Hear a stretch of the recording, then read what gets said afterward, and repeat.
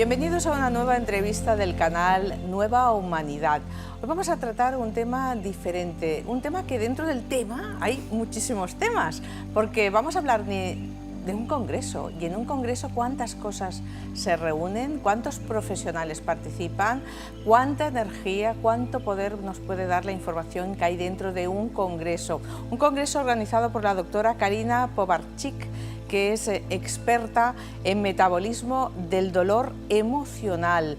Ella es odontóloga de profesión, pero lleva más de 12 años dedicado a su desarrollo personal. Está hoy con nosotros, doctora Karina Povarchik, bienvenida. Muchísimas gracias, encantada de estar aquí contigo. Muchos años desviada de tu profesión original, podríamos decir, de odontología, para dedicarte a algo maravilloso. A ver, todavía al día de hoy sigo siendo ortodoncista, disfruto muchísimo de mi profesión y justamente a través de mis pacientes es donde he conectado con toda esa parte humana, intentando integrar todo lo que es el dolor físico con el dolor emocional. Y a través de esa manera encontrar un camino de integración. Y fue lo que en cierta manera me condujo a mí a interiorizarme en lo que es el desarrollo personal. Pues es una parte muy importante para nosotros desde nuestro canal en tu currículum, porque siempre buscamos las historias personales que llevan a las personas a lo que se dedican actualmente, porque tú estás ahora con este congreso, estás ayudando a muchísima gente con todos estos vídeos, estas conferencias, incluso estos libros que son de una manera muy personal, que tú has encontrado ese dolor emocional, ese metabolismo al que te dedicas y que a lo mejor se nos pasa desapercibido, ¿no?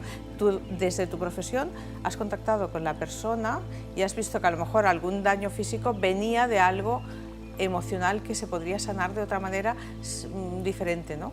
Básicamente, en realidad, viene un poco más desde mis primeros años de vida, en donde tuve el primer contacto, y todo lo que yo voy a contar aquí se basa en mi experiencia también personal, donde mi primer contacto con el dolor fue cuando tenía 6 meses de edad, donde mi abuelo materno decide quitarse la vida, y mi madre entra en un cuadro de depresión crónica que no ha sido bien tratado en su momento ni diagnosticado, lo cual me lleva a tener que abordar toda una vida desde muy pequeña. Desde un bebé, eras un bebé.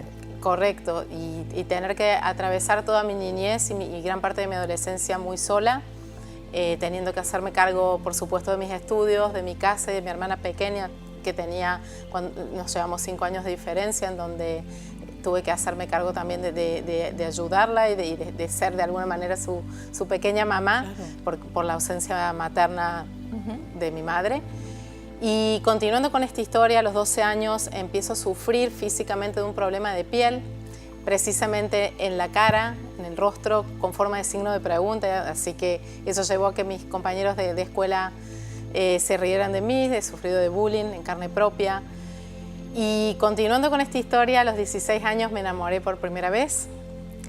Me enamoré muy profundamente y al cabo de unos pocos, esto fue en el extranjero, precisamente en Israel, donde yo en este momento vivo. Y al cabo de unos meses, esa persona, el día de mi cumpleaños, decide mandarme un telegrama, porque en ese momento no había ni WhatsApp, ni tampoco mail, así que no empiecen a sacar cálculos de mi edad.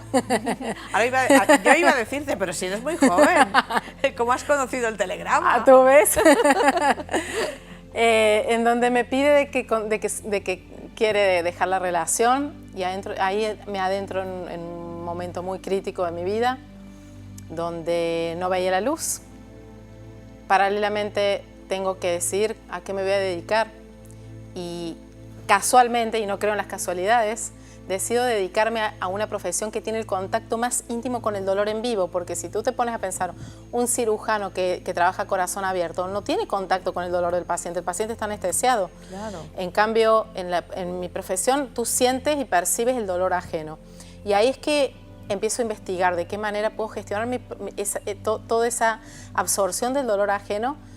Y ahí es donde descubro el concepto de personas altamente sensibles, que menciono mucho en mis libros, y como profesional, de qué manera gestionarlo. Paralelamente, una vez que termino mis estudios, decido, junto al que fue mi marido, dejar mi país de origen en Argentina e ir a buscar un nuevo destino, en donde una vez de que me asiento, decido empezar a agrandar la familia, y fue ahí donde descubro que no me es posible traer niños al mundo. Siempre fui muy de perseverar con todos mis objetivos. Pero bueno, la vida en este caso, a pesar de que mi lema era con mis metas que nadie se meta, la vida no tuvo ningún problema en hacerlo, hasta el punto de que casi pierdo la vida. Wow. En uno de los tratamientos de fertilidad, que los comento mucho en mis libros, de qué manera las mujeres tienen que abordar esta temática y estar conectadas con su alma. Mira hasta qué punto que recuerdo que era un viernes a la mañana saliendo del hospital después de casi perder la vida, donde conecté con un mensaje que había escrito cuando tenía 8 años de edad, en un diario íntimo, que mi sueño era adoptar. Y fue en ese momento en donde me conecté con ese propósito, uno de mis propósitos de vida. Y sabes que, Lourdes, en menos de 6 meses, mi niño, que es mi hijo, y la inspiración de todo este trabajo y esta entrega que yo siento hacia el mundo, estuvo en mi casa. Al cabo de 6 meses, después de haber pasado un proceso legal muy, muy intenso en Rusia, y te quiero comentar que el tema de la adopción es un proceso muy difícil a nivel personal, porque tú sabes, te derivan a un sitio donde tú vas a conocer un niño, pero en el camino hacia ese niño conoces y tienes una fila de niñitos que te están estirando los brazos y pidiéndote que te los lleves. Claro. Y los representantes te dicen que bajes la mirada y que no hagas contacto visual. Y yo recuerdo que era volver de esos viajes en el proceso de adopción y recordar esos niñitos mirándome y teniendo que bajar la mirada. Y bueno, la verdad que también, como mi hijo siempre me pide, cuenta, mamá, lo que has vivido en el proceso de mi adopción. Así que también estoy acá justamente para despertar. Qué buen mensaje. Despertar ese llamado al mundo a entender de que hay muchísimos niños esperando por un hogar. Y el que salva una vida, salva al mundo. Así que continuando con todo este proceso de dolor, pero que a su vez trajo siempre una bendición en mi vida, porque es mi manera de abordar este camino llamado vida. Unos años después, que ya empiezo a desarrollar toda esta temática, trabajo con Mabel Katz en Ho'oponopono, que fue mi primer mentor y a la que le estoy muy agradecida. Posteriormente llego a manos de Laín García Calvo, el autor de La Voz de tu Alma, en donde en una de mis meditaciones me llega el mensaje de que debo dedicarme a escribir. ¿Y sabes qué, Lourdes? Otra vez, cuando tú conectas con tu propósito, las cosas suceden mágicamente. En menos de 3 meses recibí por inspiración y escribí 3 libros. La trilogía. La trilogía Dar, donde todo comienza, que son libros que transforman vidas. Son libros que... Los tenemos en pantalla ahora mismo. Así es. Qué maravilla.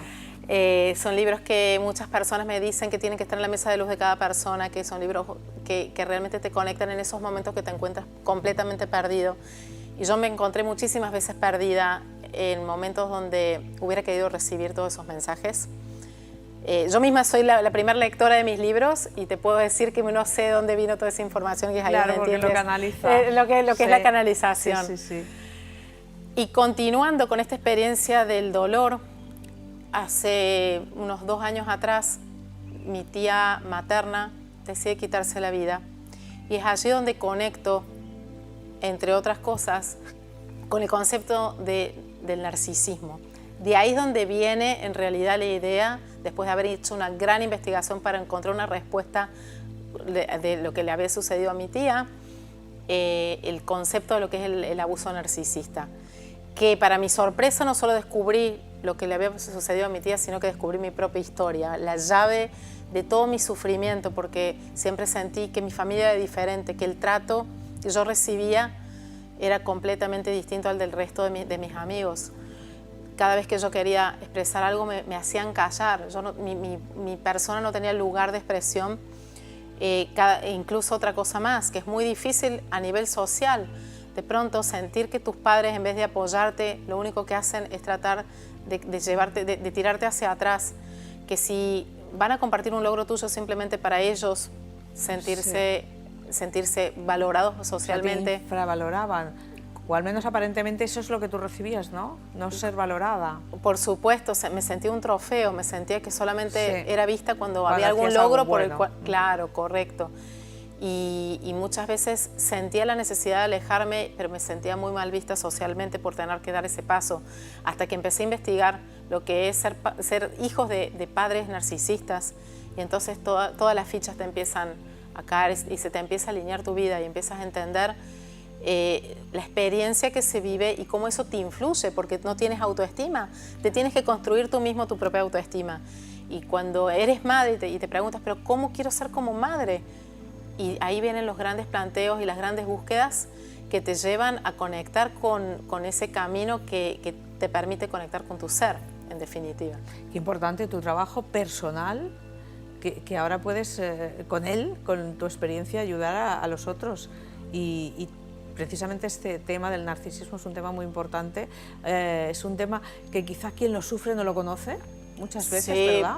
Claro que sí, mira, todo yo creo que es correcto y perfecto. Empiezo a pensar en hacer este congreso en el momento que justamente caemos en el corona, y el corona ha sido un disparador terrible para muchas personas que se han encontrado en confinamiento. Con uno, ¿no? Claro que sí, donde de pronto empiezas a darte cuenta de dónde te encuentras. Y lamentablemente las personas que son abusadas por narcisistas, la tasa de suicidio antes del corona era del 97%.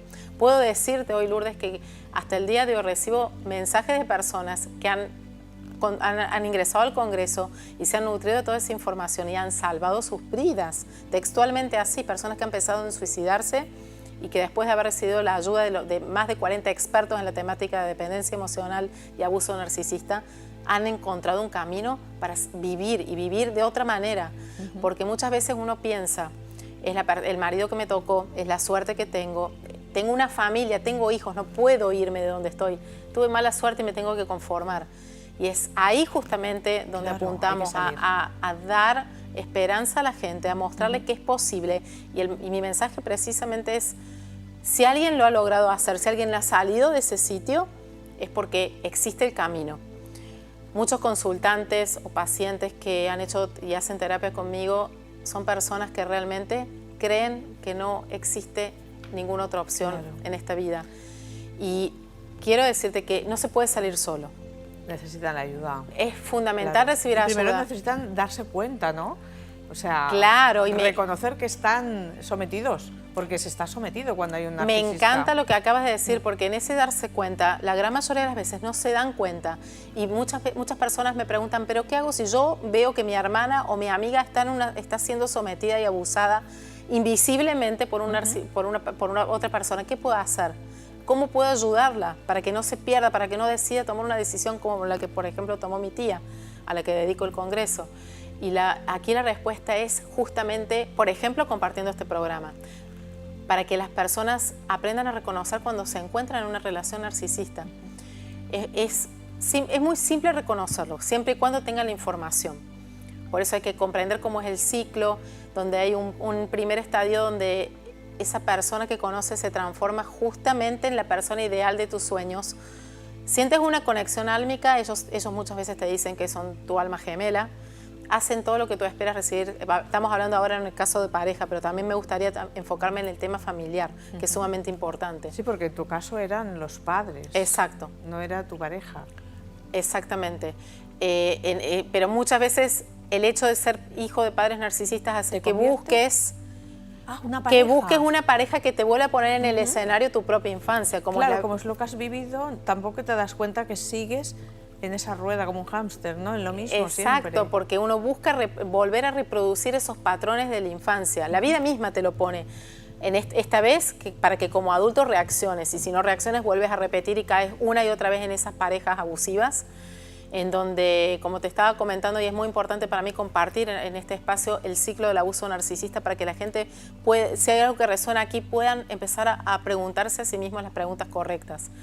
Entonces, una vez que está ese primer estadio del bombardeo amoroso, donde todo es maravilloso, que tú crees que te has ganado la lotería con esa persona, esas mismas cosas que esa persona utilizaba para elevar tu autoestima son las mismas cosas que después empieza a emplear en tu contra para empezar en el estadio de descarte.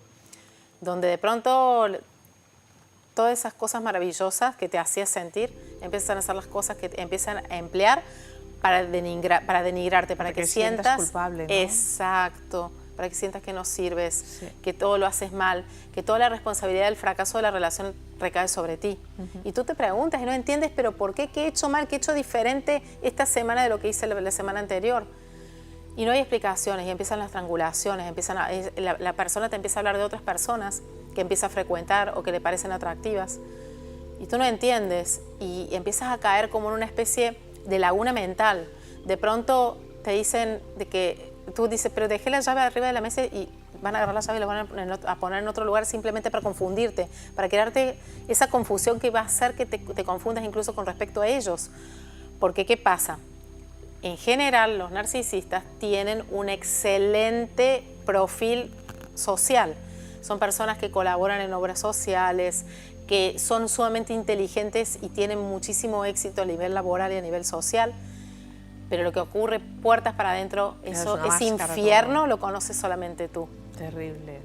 Y cuando te intentas enfrentar, ellos te van a tratar de debilitar, porque tienen justamente el miedo de ser descubiertos. Que parezca que tú eres la mala persona o la culpable de estos sentimientos, ¿no? Claro a los que te ha llevado este narcisista. Yo tengo un apunte que me encantaría, que no se me escapará nada, lo voy a leer. Sí, con todo gusto. Porque tú ayudas a las mujeres, sobre todo ayuda a las mujeres que desean aprender y cómo superar la depresión, la angustia, la soledad, el maltrato narcisista del que estábamos hablando ahora y la dependencia emocional, que también va muy ligada. Las ayudas a que se empoderen y comiencen a navegar por sus vidas con un nuevo rumbo, alcanzando su mejor versión a nivel de relaciones y de gestión de emociones. Esto me parece súper importante, por eso lo he anotado, no quería que se me escapara ni una palabra. Muchas gracias. Porque esta energía femenina oculta que a veces tenemos pisoteada, machacada, que nos han hecho retener y esconder, la tenemos que utilizar para bien propio, y cuando el bien propio funciona todo, ¿no? Y gracias a todo esto que tú, a este compendio de sabiduría de este congreso y de todas estas herramientas accesibles a todo el mundo, podemos salir adelante. Eso es como la ayuda externa, ¿no?, que viene a nosotros. Correcto, y te quiero comentar algo, Lourdes. Muchas personas, muchos consultantes me preguntan, pero yo tengo hijos y yo dependo económicamente de mi marido. No, ¿cómo voy a dejar, además de depender económicamente de mi marido, cómo voy a romper una familia? Y yo a esas personas les pregunto, ¿tú quieres que el día de mañana tu hijo tenga una pareja como la que tienes tú? ¿Es lo que tú le deseas? Porque es lo que le estás enseñando. Nuestros hijos van a aprender por lo que ven. Es por tus hijos que tienes que buscar la salida. Es por tus hijos que cuando tú te conectas con esa fuerza interior que todos tenemos, absolutamente todos tenemos, el universo cuando tú sabes hacia dónde vas, van a aparecer las personas que te van a ayudar, van a aparecer los trabajos, van a aparecer las oportunidades, pero te tienes que atrever. Y en esto personalmente, quiero decirte que dejé una relación de 20 años de casada, teniendo 10 años de miedo a dar ese paso. Y sabes lo que es tenerlo todo y dejarlo absolutamente todo, pero confiando y viendo con ojos de fe de que era posible. Y cuando uno aprende a confiar en la vida y en los procesos y sabe levantarse al lugar donde no tiene que estar. Yo no venía de una relación narcisista a nivel pareja, pero sí estuve en un lugar donde no quería estar. Y entonces puedo entender y puedo empatizar con esas personas que tienen esa dificultad de atreverse a dar ese paso y que deciden morir día a día, porque hay diferentes tipos de muerte. Está la muerte biológica y está la muerte emocional, donde te levantas y dices, ¿para qué? ¿Para qué me levanté hoy? Otro día más tolerarlo. Entonces es cuando tú coges fuerza y llega el momento en que te das cuenta de cuál es tu misión en la vida, porque por lo que me estás explicando, acumulas grandes experiencias traumáticas de pequeña, haces como este paréntesis de ir asimilando sin darte cuenta, ¿no?, de una manera inconsciente, hasta que ¡pam!, cortas con eso y tiras para adelante, ¿no? O no cortas, o cortas con tu vida. Claro, esa era la opción, ¿no? Claro, porque nuestra mente se acostumbra a que la zona de confort es el maltrato. Entonces, cuando tú tienes ese patrón, vas a buscar personas que te maltraten para repetir el escenario, porque ahí te sientes cómodo. Es lo que conoces, claro. sí, sí. Qué horror. Recuerdo una vez que me dijeron, las personas que tienen relaciones conmigo, mis parejas, me dicen que donde me tratan bien, me lo dijo una consultante, donde me tratan bien yo no sé estar, yo necesito sentirme maltratada para sentirme cómoda. ¿Cómo puedo romper con ese patrón? Y justamente ahí es donde viene mi trabajo, donde me gusta mucho trabajar de forma individual, porque es donde puedo llegar a la profundidad, puedo trabajar realmente sobre las bases y las raíces que generan nuestras conductas y en definitiva creamos nuestra vida también muchas veces basados en cosas que no son nuestras, que no nos pertenecen, que no hemos elegido, que nos han tocado vivir, porque nosotros no elegimos qué infancia tener, pero sí elegimos crear nuestra vida y trabajar sobre ese lienzo en blanco que tenemos la posibilidad de adultos de decidir día a día dónde queremos estar, cómo queremos tener nuestras relaciones y qué ejemplo queremos darle a nuestros hijos. Es por nuestros hijos que tenemos que aprender a levantarnos e irnos del lugar incorrecto. Como así también, y aquí me gustaría mucho enfatizar en esas personas que sienten que sus padres son las primeras personas que van a desearle el mal, que no los van a apoyar, que van a sentirse avergonzados. Yo personalmente tuve la experiencia de que cuando me adentré en el camino personal, mis padres me dejaron de hablar hasta el día de hoy. Y trabajar en uno para aprender a que el rechazo de tus padres no significa el rechazo del mundo. Que tus progenitores no te acepten o no puedan verte o que no estén, yo quiero decir que no están suficientemente quizás conectados, despiertos o que mi proceso genera esos miedos en ellos que no son capaces de afrontar. No quiere decir que te haga mala persona, no quiere decir que socialmente, si bien muchas personas te van a juzgar, pero esas mismas personas que te juzgan no saben la infancia que has tenido y esos padres que no han sido padres, esos padres que te han oprimido, que te han maltratado, que te han castigado, que te han dado ese maltrato invisible en muchos casos, porque no se trata solamente de violencia física. Yo creo que el maltrato invisible es parte de la violencia. Entonces, de pronto te encuentras con un adulto que tiene que aprender a hacerse cargo de su niño interior. En primer lugar, empezar a dialogar con ese niño interior, empezar a conectar, que muchas veces ese niño está muy cerrado. Claro, porque lo has perdido, ¿no? Si has tenido este tipo de trato. Nunca lo has tenido. Tú misma, ¿verdad? Tienes que despertar esa niña esa niña interior que ha estado toda su vida con las manos y con las manos sobre su rostro. Claro, sin expresarse.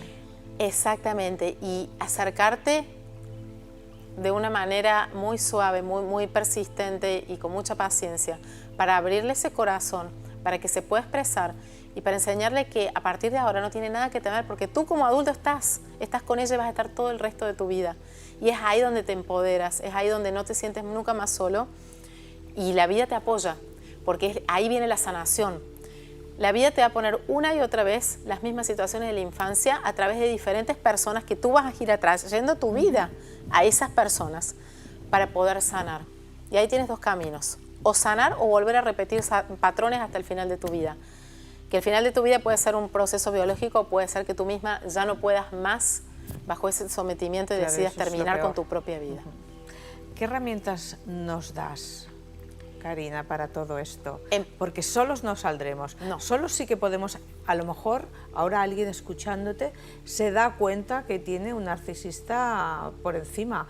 Al lado son sus padres, es un hermano, es una pareja, pero la herramienta para salir de eso, una vez ha reconocido que tiene un narcisista o que está en una situación caótica, que está soportando algo que no tiene que soportar.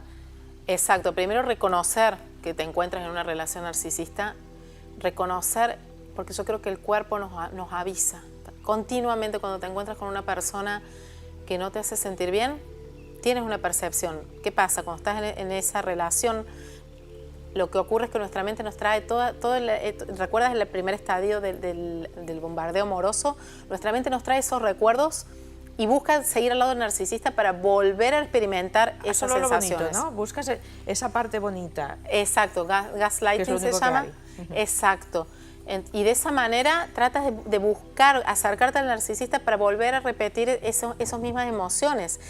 Y al narcisista le gusta mantenernos a fuego lento. ¿Qué quiere decir? Que cuando ve que te puede perder y todavía puede seguir depredando, entonces va a tratar de tirarte un poquito de amor, un poquito de halagos para no perderte. ¿Me entiendes? Eso es manipulación pura y dura. Por supuesto que sí. Pero muy retorcida, además. Y hay que entender que las personas narcisistas lamentablemente no tienen solución. Como dice uno de los autores más importantes, Richard Gere, que es digamos, el patrocinador de este concepto, si tienes un narcisista en tu vida, simplemente corre, no tiene escapatoria. El narcisista va a emplear una terapia para aumentar su tecnología de manipulación. Y no va a cambiar nunca. Y no puede cambiar porque estructuralmente su cerebro funciona de otra manera. Nos quedan nada, 5 minutos, no me quiero que se nos pase nada, vale. Hay muchos temas en este claro congreso, que sí. Porque nos ayudas a dejar de ser víctimas de estas relaciones, reconocer si somos víctimas de esta manipulación, podemos adquirir recursos para recuperar esta autoestima, comprender el impacto de las heridas emocionales. Bueno, además de todos estos vídeos, nosotros podemos acceder a ti de alguna manera a través de la página web. Sí, correcto. ¿Cómo cogemos todas estas herramientas, bueno, Karina? En primer lugar, todas las personas que resuenen con este mensaje que hemos dado hoy, en primer lugar les recomiendo que ingresen al Congreso del Metabolismo del Dolor Emocional, donde hay más de 40 expertos en esta temática que han sido seleccionados exclusivamente porque son los mejores, porque conocen muy bien esta temática, que algo muy importante, y acá quiero hacer un inciso muy importante con respecto a caer en manos de un profesional que conozca esta temática, porque una mala terapia puede hacer que la víctima se revictimice, incluso caiga todavía más profunda dentro del ciclo de abuso y maltrato narcisista. Entonces, parte de mi trabajo es también ayudar en forma personalizada a todas aquellas personas que estén dispuestas a recibir esa ayuda. Trabajo con programas cortos, mi metodología es de alto impacto emocional, así que los invito a que recurran a mis redes sociales, recurran a la página web donde está toda la información y por supuesto que aprovechen la oportunidad de tener acceso a ese congreso que transforma vidas, salva vidas. Y además con el sistema online ahora todos tenemos acceso, estés claro. donde estés del mundo, en todos los idiomas, porque hay gente que nos escucha de Estados Unidos, está en español, en inglés. El congreso está en español, exactamente. Perfecto. Sí, sí. También hablamos rápidamente en estos 2 minutos, que hay bonos, superbonos, meditaciones, ebooks y 3 libros, esta trilogía maravillosa, que no quiero que nadie se la pierda también. Claro. ¿Estos libros también tienen acceso del libro físico o es un ebook?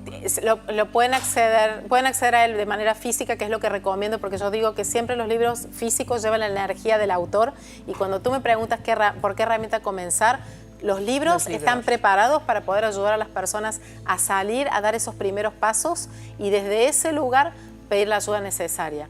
Entonces, ¿Vamos a empezar por ahí? Claro que sí, pero también pueden conseguirlos de manera digital a través de Amazon. Para las personas que no tienen acceso los pueden encontrar, primero que nada, dentro de España, en el Corte Inglés, en FENAC, ¿se dice? AFNAC. AFNAC. Sí.